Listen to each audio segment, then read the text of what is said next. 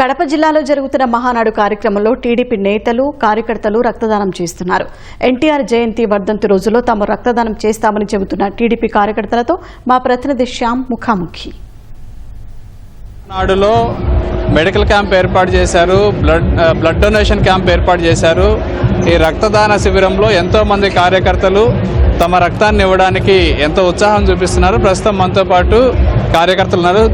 చెప్పండి, మీరు blood donate చేయడానికి వచ్చారు కదా, ఎట్లా అనిపిస్తుంది? ఇంతకుముందు ఎప్పుడైనా బ్లడ్ ఇచ్చారా? మాది వచ్చేసి శ్రీశైలం గ్రామం, శ్రీశైలం మండలం, శ్రీశైలం కాన్స్టిట్యూన్సీ, నంద్యాల జిల్లా. 2013 నుంచి జనవరి 18 కానీ మే 28 కానీ జయంతి కానీ వర్ధంతి కానీ ప్రతి సంవత్సరం వచ్చి మహానాడు పాల్గొని బ్లడ్ డొనేషన్ చేయడం జరుగుతుంది. మనం బ్లడ్ డొనేషన్ చేస్తే 10 మంది స్ఫూర్తి తీసుకొని 10 మందికి ఇప్పుడు మన తలసేమియా అని చాలా పేజ్ చేస్తున్నారు.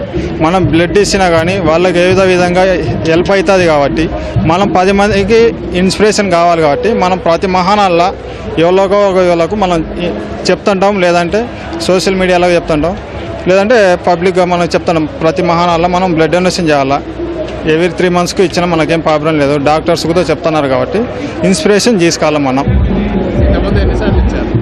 ఇప్పుడు వచ్చేసి 31సారి ఇవ్వాలి. ఈరోజు ప్రజెంట్ ఈరోజుకు జనవరి 18, 2025కి వచ్చేసి 30సారి కంప్లీట్ అయింది. 2020 పార్టీ కార్యక్రమం అంటే మనకు వచ్చి సంవత్సరానికి 2 కార్యక్రమాలు వస్తాయి, జయంతి వర్ధంతి. కంపల్సరీ ఆ 2 కార్యక్రమాలకు అటెండ్ అయ్యి కంపల్సరీ మనం బ్లడ్ డొనేషన్ చేయడం జరుగుతుంది.